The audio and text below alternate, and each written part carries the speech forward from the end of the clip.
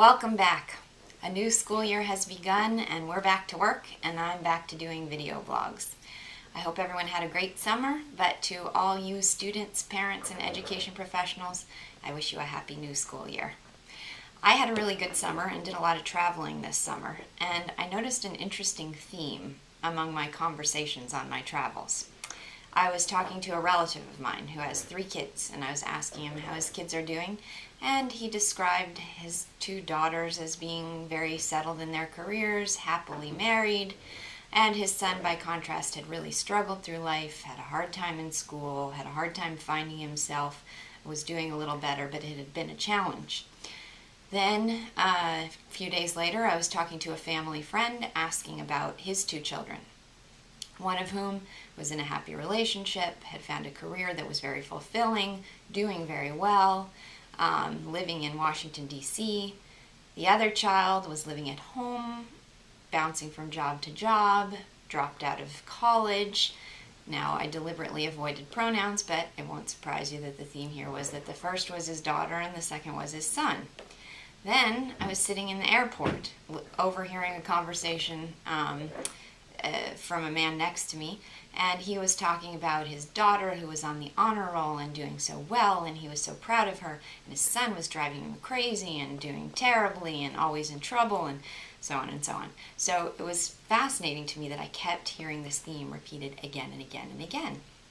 And at the same time, I was reading a book that was recommended to by a friend of mine this summer, and the title of the book is Raising Cain: Protecting the Emotional Life of Boys. This book, I think, is trying to address at least one of the causes of this phenomenon of boys really struggling in school and struggling to find themselves, and girls more typically following the straight and narrow path. It's written by Dan Kinlan and Michael Thompson, 2 psychologists who specialize in working with boys and their families.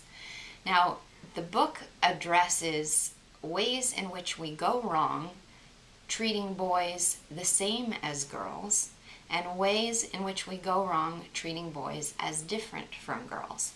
And they made some really interesting points that I've found valuable and have carried back to the school this year, and have given me a new perspective on dealing with boys in school. So, just to give an example, but really I do recommend that you read the book. I think it's very insightful, and that's going to be the best way to understand their theory. But one of the things that they said, just to give an example, is that boys typically, when they reach school age, are more explosive with energy than girls are. And so if we just contain this energy, if we don't channel it properly, then they're inevitably going to become the troublemakers of the classroom. And once they become defined as the troublemakers, that starts a vicious cycle they can continue throughout their schooling. So that's one way in which we treat them the same as girls, and that causes problems for them. The more fascinating point to me was the way in which we treat boys as different from girls. So typically, just because of a cultural, unstated sort of tradition, we don't give boys the tools to reflect on, introspect about, and discuss emotions. And there are a number of ways, there are a number of barriers to doing this. So for example, typically they say if a boy asks a question about how someone's feeling or why he's feeling that way, the parent's answer will usually be brief and will usually turn away from a discussion of emotions. Whereas if a girl asks, typically give them a lot more conceptual vocabulary for thinking about and discussing emotions. So what we're doing is subtly telling boys that emotions are not something for them to think about or discuss, and that their own emotions are something to stifle and repress.